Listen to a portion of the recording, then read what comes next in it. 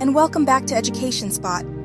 Today we're diving into the world of effective study techniques that can help you achieve better grades in school.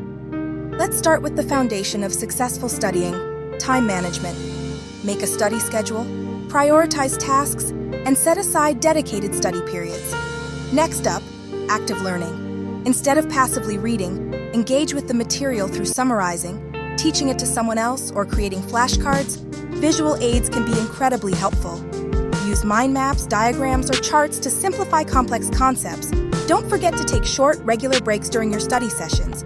It boosts productivity and retention. A healthy lifestyle matters too. Ensure you get enough sleep, eat well, and exercise regularly for optimal brain function. Practice with past exam papers to get a feel for the format and types of questions you might encounter. If you're stuck on a topic, don't hesitate to seek help from teachers, classmates, or online resources. Finally, consistency is key.